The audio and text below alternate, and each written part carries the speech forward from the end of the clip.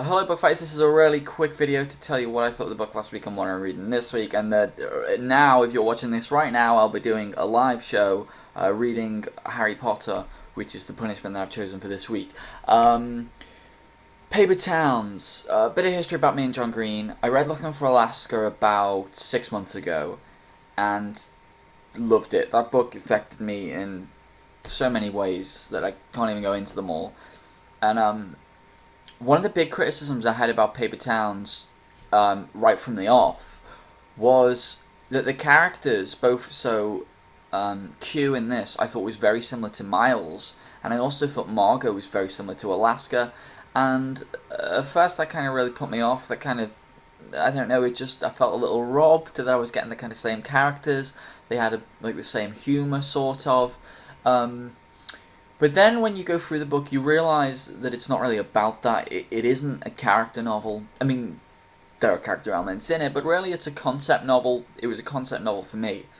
And the concept of the novel is that when you look at people, and when you judge them, and you form opinions on them, you don't necessarily see anything that's true about themselves, about them, but what you see is some funhouse mirror reflection of yourself. And this is a really interesting concept to me, and it's definitely one that I've experienced in my life, you know, where you make someone more than a person, you make them who you want them to be rather than who they are, and you see them as this kind of superior being when you know that in actual fact they think about dark things the same as you do, and they do mundane tasks around the house just like you do. And you don't see that, your mind doesn't let you see that, and in that sense it's really interesting. And actually, towards the end, the characters seem to differ and go their own ways a lot more, and I really enjoyed that about the novel. So overall, another fantastic John Green experience, and I just love reading John Green books. There's so much thought that goes into his work, there's so much depth, and so yeah, I really enjoyed Paper Towns, and if you haven't read it, which I'm sure you probably have, I really recommend that you do read it. This week, I am reading Pride and Prejudice by Jane Austen.